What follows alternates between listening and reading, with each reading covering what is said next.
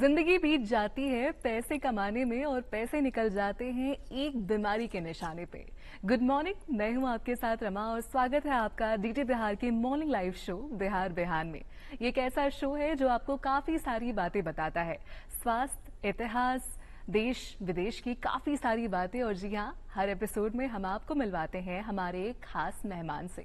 ये मेहमान अपनी कहानी अपनी जुबानी सुनाते हैं और आपकी जिंदगी की परेशानी को मिटाते हैं। ये शो बिल्कुल वैसा ही है जैसे सूरज की पहली किरण आपकी जिंदगी के अंधेरे को मिटाती है। तो जी हाँ, इसी के साथ चलिए आपको आज के शो का पहला हिंट देते हैं कि आज जो हमारे मेहमान हैं ये दोनों ही मेडिकल फील्ड से हैं और पति पत्नी हैं। तो चलिए आपको मिलवाते हैं आज हमारे खास मेहमान से। हमारे साथ सबसे पहले हम जो हमारी महिला मेहमान है उनको आपसे मिलवाना चाहेंगे कि जी हाँ, ये जो देश है ये कहते हैं विदेश के लोग कि लेडीज फर्स्ट प्लस हम ये कहना चाहते हैं कि भारत में भी एक चीज है कि जो पुत्र है वो उनकी माताओं के नाम से जाने जाते हैं, जैसे देवकी नंदन या फिर कौंते पुत्र। तो जी हाँ, सबसे पहले हम डॉक्टर मनीषा से आपको मिलवाते हैं। मैम, आपका स्वागत है हमारे शो में। मैम, आपने बिहार के लिए काफी कुछ किया है। आप बिहार की पहली ऑन्कोलॉजिस्ट हैं जिन्होंने डीएनबी ऑन्कोलॉजी और स्वीडन से ईसीएमओ में स्पेशलाइजेशन प्राप्त किया। साथ ही साथ आपने ब्रेस्ट कैंसर पे भी काफी काम किया है। साथ ही साथ आपने 50 से अधिक क्लिनिकल ट्रायल्स किए हैं और जो आपका कार्य है वो ना सिर्फ मेडिकल फील्ड बल्कि सामाजिक क्षेत्र में भी काफी ज्यादा है। अभी फिलहाल हम आपको मिलवाना चाहेंगे हमारे जो मेल गेस्ट हैं डॉक्टर अमूल्या सर से। और सर, आपका स्वागत है हमारे शो में। सर, आपका काम भी ना सिर्फ मेडिकल फील्ड बल्कि सामाजिक क्षेत्र में काफी ज्यादा है। काफी सारी चीजें हैं आपके बारे में जानने के लिए और एक चीज तो मुझे काफी ज्यादा आश्चर्यचकित करती है कि आप वुशु एसोसिएशन के भी प्रेसिडेंट हैं। साथ ही साथ अगर बात करें आपके ऑर्थोपेडिक जर्नी के बारे में तो सब जानते हैं कि कितने सारे अवार्ड्स आपने जीते हैं और अवार्ड्स एक तरफ है और जब पेशेंट आपका नाम लेते हैं तो वो एक तरफ है। मतलब दूर दूर तक जब कोई एक्सीडेंट होता है या फिर किसी को कोई तकलीफ होती है, एक तरफ परेशानी होती है और दूसरी तरफ से एक आवाज आती है, अरे अमूल्या सर है ना, जाओ वहां पर सब चीज ठीक हो जाएगा। तो जी हाँ, आपका जो योगदान है सर वो बहुत कमाल है और इसके लिए बेहद ही दिल से धन्यवाद। बहुत बहुत धन्यवाद सर। सबसे पहला क्वेश्चन आप ही से रहेगा डॉक्टर अमूल्या कि ऑर्थोपेडिक सर्जरी इस फील्ड में आपका रुझान कैसे हुआ और कब आपको ये लगा कि ये फील्ड आपके लिए बेस्ट है? Thank you Rama. मैं आपके बीच में आया हूँ, आपके साथ पूरे बिहार की जनता के सामने हूँ। तो ऑर्थोपेडिक्स एक ऐसा विषय था क्योंकि मैं अट्रैक्टेड हुआ, मेरे पिताजी इसी में थे और पिताजी को जब भी कोई देखता है तो हमेशा उनको, कोई भी पुत्र अपने पिता को ही आइडियल मानता है, आदर्श मानता है। तो लगता है अगर पिता किसी क्षेत्र में है तो मैं भी उसी क्षेत्र में जाऊं। और मेरे पिताजी कुछ ज्यादा ही सांसारिक व्यक्ति थे और काफी अच्छे व्यक्तित्व के मालिक थे। उनको देख के मुझे लगा अगर मैं अपने आप को ऑर्थोपेडिक सर्जन के रूप में स्थापित करूं तो शायद दुनिया का जो प्यार है वो ज्यादा मिलेगा और मैं कुछ अच्छा समाज के लिए योगदान कर पाऊंगा। इसलिए मैं ऑर्थोपेडिक सर्जन बना और फिर अब पटना आके देश की, बिहार की सेवा कर रहा हूं। क्या बात है सर। तो जी हाँ, हमने जाना कि किस प्रकार से आपके परिवार में ही आपको प्रेरणा मिल सकती है कुछ करने की। आपके फादर बहुत प्राउड होंगे आप पर, आपके काम को लेकर। मैम, नेक्स्ट सवाल आपसे होगा कि डॉक्टर मनीषा जी, बिहार की पहली महिला डीएनबी ऑन्कोलॉजिस्ट बनने की जो जर्नी आपकी रही है उसमें सबसे चैलेंजिंग और सबसे खुशनुमा पल कौन सा रहा? देखिए, ये जो हमारा जर्नी है ये बहुत ही टफ होता है क्योंकि एक मेडिकल प्रोफेशन अपने आप में ही बहुत ही कॉम्प्लेक्स प्रोफेशन है। और इनफैक्ट जब मेरी शादी हुई थी तो मैं जस्ट एक फर्स्ट ईयर स्टूडेंट थी, तो वहाँ से फिर मेरे बच्चे भी हो गए, मेरे बेटा भी साथ था। तो जर्नी टफ इसलिए था क्योंकि हर चीज़ को एक बैलेंस करके चलना था कि एक मेरी फैमिली भी है, मेरे हस्बैंड हैं, मेरे बच्चे हैं, मेरे इन लॉज हैं, सबको लेके चलना मेडिकल प्रोफेशन में। और एक अंदर का वो पैशन कि हमको डाई डाउन नहीं करना है। मतलब आई हैव टू, कहते हैं ना कि आसमान छूने के लिए यू हैव टू, मैंने सारा अपना इनपुट देना होता है। तो बहुत ही टर्बुलेंसेस लाइफ में वो फेज होता है जब आपको सब चीज़ को बैलेंस करके चलना होता है, तो वो बहुत ही चैलेंजिंग फेज होता है। एवरी डे एक चैलेंज होता है। कभी आपके छोटे बच्चे बीमार हैं, कभी घर में कुछ हो रहा है, कभी बहुत सारा मुश्किल वो फेस करना होता है। लेकिन जब आपके अंदर का एक वो बहुत ही स्ट्रॉन्ग एक आवाज़ आती है अंदर से कि नहीं, उसके बिना तो काम नहीं चलेगा, हमको अचीव करना है लाइफ में, जो मेरा टारगेट है उसको तो अचीव करना है। तो वो जो टारगेट जब आप अचीव कर लेते हैं सारे हार्डशिप को आगे जाते हुए, तो वो सबसे प्लेजेंट मोमेंट होता है कि आपने हर हार्डशिप को फेस किया, बहुत बैलेंस्ड वे में फेस किया। ऐसा नहीं है कि बहुत इरिटेटिंग वे में और बहुत ही मुश्किल से, सबको बैलेंस करके आप जब अचीव करते हैं तो that is the most satisfying moment for any lady और any one who wishes to. सुकून का पल है, बहुत सुकून का पल, इतनी मुश्किलों के बाद कुछ हासिल हो। अक्सर हम सुनते हैं कि डॉक्टर्स की जो लाइफ होती है काफी बिजी होती है, जो खाली समय आपको मिलता है, चाहे वो चाय पी रहे हैं आप साथ या फिर हो सकता है किसी हॉलिडे पर, तो जो बातें होती है वो मेडिकल फील्ड से होती है या फिर कैसी बातें होती है? जो हमारा इनफैक्ट वो चाय का ही टाइम होता है जो हम लोग बातें करते हैं, तो इनफैक्ट वो दोनों होता है। जो सारा दिन का जो हमारा क्या होता है दिनचर्या, उसको डिस्कस करना हो, या फैमिली का कोई प्रॉब्लम हो, या मेडिकल से रिलेटेड कोई ऐसे केसेस आते हो, क्योंकि मेरे पास भी एवरीडे कोई ऐसे चैलेंजिंग केसेस आते हैं, या बहुत यूनिक किसी बच्चे को हो गया है कैंसर, किसी जेरियाट्रिक पेशेंट को हो गया है, तो बहुत टर्बुलेंस वाला जो फेज होता है। कैंसर इटसेल्फ बहुत ही एक डाइंग कंडीशन है, पैथेटिक कंडीशन है, जिससे लोग इतने डरे रहते हैं। तो ये सारी बातें हम लोग चाय के टाइम पे ही करते हैं या खाने के टाइम पे करते हैं, तो वो मिक्स टाइप का टॉक्स होता है। तो बहुत ही सेटिस्फाइंग मोमेंट होता है जब आप एकदम ईज आउट होते हैं। तो एवरीबडी चाहता है ना कि सब जो वो टाइम होता है वो अपने आप को एकदम रिलैक्स फील करें, और जो भी एक टेंशन होता है, कभी आप जब वर्किंग है तो बहुत बार आपको बहुत सारे वर्कलोड भी है या बहुत सारा टेंस मोमेंट से भी आपको फेस करना होता है, तो वो ईज मोमेंट होता है जो आप शेयर कर लेते हैं। तो हमारे जो हस्बैंड हैं या वही हमारे कंपनी और वही हमारे फ्रेंड, सब चीज़ वही होते हैं, क्योंकि हमारे पास और टाइम नहीं होता है हमारे फ्रेंडशिप्स और बनाने का और शेयर करने का, तो वो मोमेंट होता है जो हम लोग सब चीज़ उसी में शेयर कर लेते हैं। सर आप क्या कहना चाहेंगे इसके बारे में? रमा, एक चीज और बताना चाहता हूँ, डॉक्टर भी एक इंसान होता है। जी बिल्कुल। तो सभी भावनाएं वही होती हैं जो काम इंसान में होती है। कोई भी प्रोफेशन जब तक आप खुश रहते हैं अपने काम को करते हुए, सबसे अच्छा प्रोफेशन लगता है। मैं और मेरी पत्नी दोनों डॉक्टर हैं, तो डॉक्टर के बाद क्या हो जाता है, मैं एक पिता हूं, ये एक माता है, तो बच्चों के बारे में बात करनी ही है, अपने बुजुर्गों के बारे में, अपने माता पिता, अपने भाई बहन के बारे में बातें करनी ही है। तो ये एक पारिवारिक जो संयोग मिलता है, हमें समय मिलता है, तो नेचुरली परिवार के बारे में, अपने बच्चे उनका कैसा चल रहा है, वो खुश है कि नहीं खुश है, कि कभी कभी हम ज्यादा बिजी हो जाते हैं। मैं एक प्राइवेट प्रैक्टिशनर हूं, प्राइवेट प्रैक्टिशनर की वही हालत हो जाती है, 24 घंटे में आपको तैयार रहना है, एनी टाइम आपको खबर आ सकती है, ये काम करना है। तो जब समय मिलेगा मेरे जैसा आदमी को, तो अगर 1 मिनट भी दे दो तो मैं उस समय एंजॉय कर लूंगा, क्योंकि फिर मौका नहीं मिलेगा, और अगर मैं स्ट्रेस में रहूंगा तो कार्य नहीं कर पाऊंगा। तो आप जिस समय भी चाय पीते हैं, जिस तरह की बातें करते हैं, अगर उस समय थोड़ा भी इंजॉयमेंट की बातें भी कर ले। और दूसरा एक आता है, जब अगर पत्नी भी डॉक्टर है तो हम लोग एक दूसरे से बात कर सकते हैं, मैंने आज क्या अच्छा किया, क्या खराब किया। अच्छा की तो नेचुरली तारीफ सुननी पड़ती है, और खराब अगर मिलती है उसका एक पॉजिटिव सजेशन मिल जाता है कि इस तरह से किए होते तो और अच्छा होता है, तो उससे एक मुझे लगता है कि अगला दिन मेरा शायद और अच्छा होगा। इस तरह से हम लोग बात करते हुए आगे बढ़ते हैं, और परिवार को लेकर चलना है। पर्सनल और फैमिली लाइफ का सामंजस्य होना बहुत जरूरी है किसी भी व्यक्ति के लिए। बिल्कुल।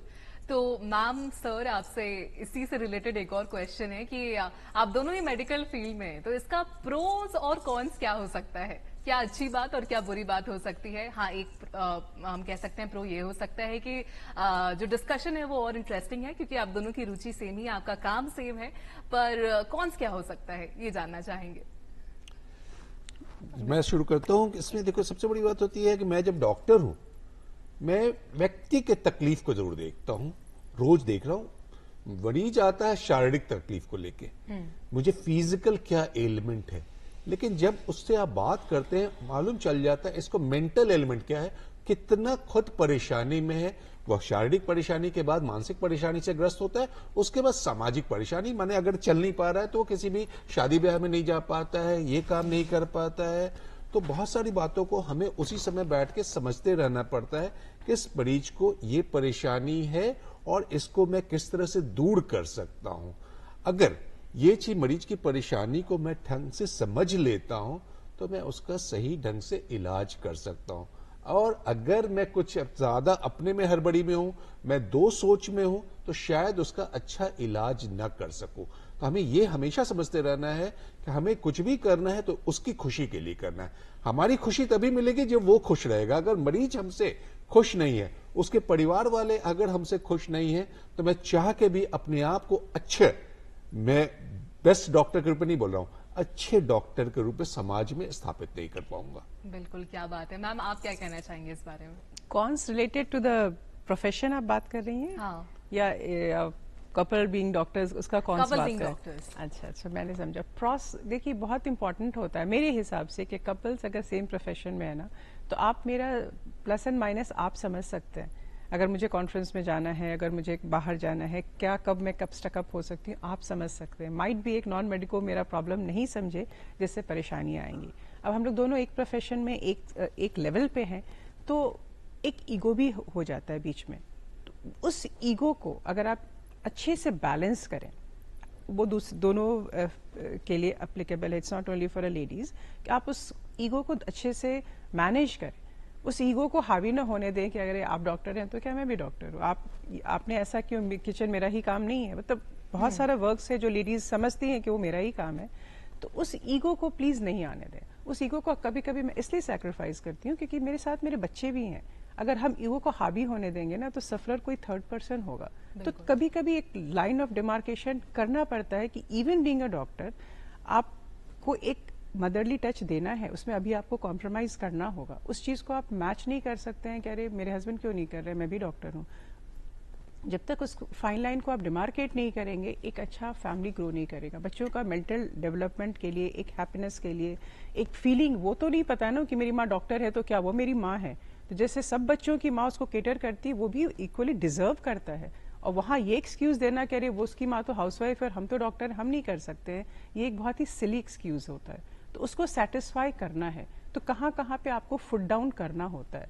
तो ये कॉन्स को मैं ऐसे कॉन्स नहीं बोलूंगी, but you have to be subdued बहुत ओकेजन्स पे, अगर आप चाहते हैं लॉन्ग रन में आपकी फैमिली, आपका बच्चा, आपके सब लोग हैप्पी हो। उस एट द मोमेंट ईगो के लिए कि नहीं मैंने इसलिए नहीं किया क्योंकि आप मुझे प्रेशराइज कर रहे थे, आई बीइंग द डॉक्टर मैं क्यों करूं, वो सब अगर आप ईगो को शट डाउन कर देंगे तो डेफिनेटली आपका फैमिली एक हैप्पी फैमिली होगा।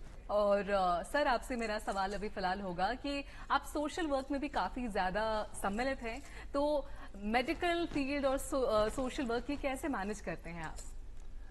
जो भी व्यक्ति अगर समाज से दूर होना चाहता है तो उसको सामाजिक व्यक्ति नहीं बोला जाता। हमेशा हम लोग ने पढ़े हैं man is a social animal as सच।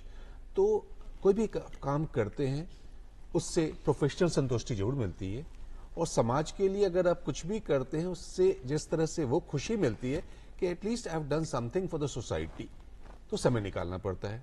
समय वही है 24 घंटे सबके लिए। मैं हमेशा वही बोलता हूं, जब आप personal life, family life, social life की बात करते हो तो बैलेंस करना पड़ता है। कुछ कार्य समाज के लिए जरूर कीजिए। हाँ, समाज को देखने का अंदाज सबका अलग अलग हो सकता है। आप कुछ कर रहे हैं, कभी कुछ लोग उससे खुश होते हैं, कुछ लोग उससे पीछे आपकी बुराई करते हैं, लेकिन अगर आपको दिल से वो अच्छा लग रहा है आप करते रहिए, आप कीजिएगा। अगर नहीं कीजिएगा तो इसका मतलब है आप चुपचाप घर में बैठे हुए हैं।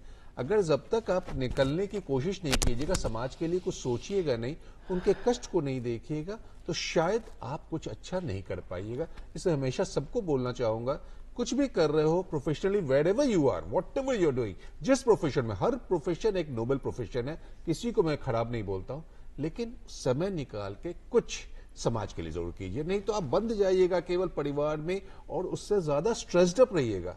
वो स्ट्रेस बस्टर्स भी होता है, आप उससे काफी मेंटल रिलैक्सेशन पाते हैं। इसलिए कुछ कुछ हमें काम करना है। क्या बात है। इसी के साथ हमने जाना कि किस प्रकार से जिंदगी में काम तो होते रहता है, पर आपकी एक रिस्पॉन्सिबिलिटी भी होती है, और साथ ही साथ अगर आप लोगों से मिलते हैं, जुलते हैं, तो आपका जो पर्सपेक्टिव है वो भी एक्सपैंड होता है। इसी के साथ चलिए बात करते हैं हमारी महिला ऑन्कोलॉजिस्ट डॉक्टर मनीषा जी से। मैम, आपसे मेरा ये सवाल होगा कि आपने 50 से ज्यादा क्लिनिकल ट्रायल्स किए और साथ ही साथ 15 से ज्यादा स्टूडेंट्स को ट्रेनिंग दी है। तो एक तरफ है इलाज करना और एक तरफ जो शिक्षा की जर्नी रही है, दोनों ही जर्नीज में क्या कुछ खास आपको मिला और किस तरह से आपने इन दोनों को जाना? देखिए, ये दोनों साइड चलता है, साइड बाय साइड चलता है। आपका जो प्रोफेशन है, जो ट्रीटमेंट पार्ट है, जो मैं कैंसर को ट्रीट करती हूँ, और जो दूसरा पार्ट है हमारा टीचिंग प्रोग्राम, वो हमारे यहाँ पीजी का पढ़ाई होती है। तो ऑब्वियसली वो सब जितना आप 15 बोले, वो हमारे स्टूडेंट्स हैं जो रिसर्च, जो उनका थीसिस पेपर है। और इनफैक्ट हम खुद भी, हमें एवरीडे अपने को अपग्रेड करना पड़ता है, क्योंकि जो ट्रीटमेंट पार्ट है ना, एवरी डे कुछ नई दवाइयाँ आ रही है, कुछ नए रिसर्च आ रहे हैं। तो कैंसर एक बहुत बड़ा प्लेटफॉर्म है जहाँ बहुत तरह से ट्रीटमेंट होता है। सर्जरी से होता है, रेडिएशन से होता है, कीमो से होता है, हार्मोन होता है, इम्यूनोथेरेपी है, और हर फील्ड में कुछ ना कुछ एडवांसमेंट एवरी डे आ रहा है। तो जो ट्रेडिशनल जो टीचिंग है या जो ट्रेडिशनल इलाज का जो तरीका है वो आप रेप्लिकेट नहीं कर सकते हैं। एवरी डे आपको अपडेटेड रहना होगा, और आपको अपडेटेड रहना होगा तो ये एक दूसरे को कॉम्प्लीमेंट करता है। आपकी पढ़ाई और आपका प्रोफेशन को मैच करने के लिए और आपको टॉप ऑफ द वर्ल्ड पे जाने के लिए आपको वो करना है, नहीं तो आप पीछे छूट जाएंगे तो फिर आपके पेशेंट्स भी सफ़र करेंगे। आप पहले की दवाई से और पहले की पद्धति से अगर आप अपने पेशेंट को ट्रीट करेंगे तो वो भी सफर होगा। तो कोई भी डॉक्टर, चाहे वो किसी भी फील्ड का हो, मैं ऑन्कोलॉजी की बात नहीं कर रही हूँ, तो पढ़ाई, कॉन्फ्रेंसेस जो हम लोग इतना अटेंड करते हैं और जो एवरीडे अपने आप को प्रेजेंट करते हैं कि आज ऐसे हुआ, वैसे हुआ, उस पेशेंट पे ऐसे हुआ, तो वो that is a part of your medical profession. तो वो साथ साथ चलना ही चलना है अगर आप एक्सेल करना चाहते हैं अपने फील्ड में, जिससे आपको ही नहीं बल्कि आपके पेशेंट भी बेनिफिटेड होते हैं। तो जी हाँ मैम, लगता है पढ़ाने के लिए पढ़ना भी बहुत बिल्कुल important बिल्कुल है। और जब तक आप पढ़ेंगे नहीं तब तक आप पढ़ा भी नहीं पाएंगे, क्योंकि अपडेटेड रहना बहुत इंपॉर्टेंट है। इसी के साथ मैम से जानते हैं कि कैंसर के बारे में जब हम बात करते हैं तो एक तो लोग बात नहीं करते क्योंकि इतना डरते हैं कैंसर से, और मैम आप उसी फील्ड में काम कर रही हैं, रोज नए पेशेंट से मिलना होता है, ऐसे में अपनी मेंटल हेल्थ का आप कैसे ध्यान रखती हैं? बिल्कुल सही है। हमारे यहाँ, मेरे हॉस्पिटल में तो एवरी डे 1000 रजिस्ट्रेशन होता है, एवरी डे थाउजेंड्स। अगर आप जाएंगे तो शायद वॉक नहीं कर पाएंगे, इतनी भीड़ है। तो ये अच्छी बात नहीं है। इतना अगर कैंसर का वॉल्यूम बढ़ रहा है तो ये बहुत थ्रेटनिंग है, तो ये बहुत अच्छी बात नहीं है जो मैं आपको बता रही हूँ। तो ये एक अलार्मिंग सिचुएशन है। बट हम उसी में एक्चुअली हम लोग का जो अपब्रिंगिंग हुआ है, मेरी जो पढ़ाई हुई है, मैंने अपना जो करियर स्टार्ट किया है, तो वहीं से हमारा करियर शुरू हुआ। इसलिए हम लोग कस्टम्ड हो गए, हम लोग यूज्ड टू हो गए।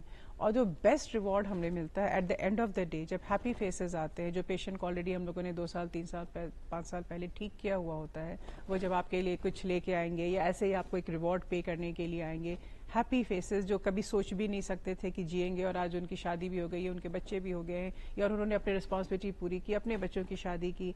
तो वो एक जो मिथ है ना कैंसर का, मतलब अरे कैंसर हो गया अब तो ये सर्वाइव नहीं करेगा, तो उस मिथ को हम लोगों ने ब्रेक किया है। और every day is a cancer survivor day हम मना रहे हैं। पहले हम एक सर्वाइवर डे मनाते थे, तो अब हम एवरी डे हमारे पास सर्वाइवर्स है। जब भी हमारे पास मीडिया वाले आते हैं कि मैडम कुछ कैंसर सर्वाइवर्स का हम लोग को चाहिए, हम लोग कहते हैं आप एनी मोमेंट आ जाएं, हमारे पास तो भर भर के वैसे पेशेंट्स हैं, फाइल्स हमारे पास पड़े हुए हैं।